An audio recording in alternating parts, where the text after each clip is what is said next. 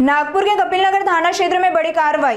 धम्मज्योति नगर क्षेत्र में पुलिस ने दबिश देकर एक युवक को अवैध हथियार के साथ गिरफ्तार किया। गिरफ्तार आरोपी से पुलिस ने एक अग्निशस्त्र जब्त किया। पूछताछ में पता चला कि यह हथियार मध्य प्रदेश के बैतूल निवासी व्यक्ति ने बेचा था। इस कार्रवाई में पुलिस ने हथियार अधिनियम के तहत केस दर्ज किया। साथ ही आरोपी के खिलाफ नागपुर और अमरावती में दर्ज 7 चोरी के मामलों का भी खुलासा हुआ है।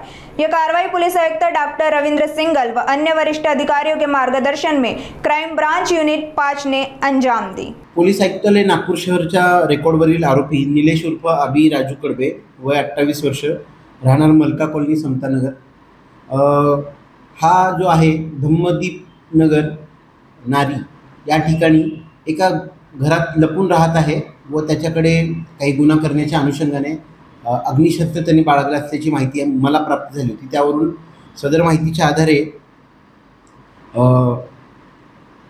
तो ज्या ठिकाणी राहत आहे त्या घराचा ठाव ठिकाणी निष्पन्न करून सदर ठिकाणी छापा कारवाई करून आरोपी निलेश राजू कडबे या ताब्यात घेतले असता तो ज्या ठिकाणी राहत होता त्या ठिकाणी त्याच्या कस्टडीतून एक देशी बनावटीचं अग्निशस्त्र व एक जिवंत काडतूस असा 51,000चा मुद्देमाल मिळालेला आहे।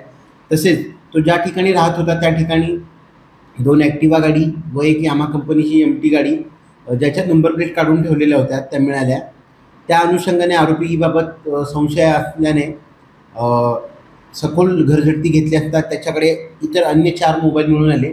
त्याबाबत आरोपीकडे तपास केला असता त्यातील 2 गाड्या ज्या आहेत त्यांनी कपिलनगर व जरीपटका पोलीस स्टेशन येथून चोरी केल्याचे त्यांनी तपासादरम्यान कबूल केलेले आहे।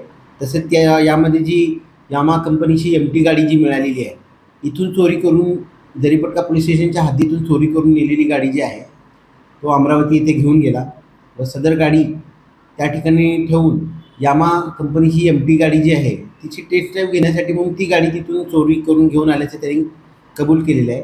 तसेच आरोपीने त्याचे इतर अन्य साथीदारांसोबत मिळून वाठोडा पोलीस स्टेशनच्या हद्दीत मानव हॉटेल या ठिकाणी 2 मोबाईल चोरी केले होते।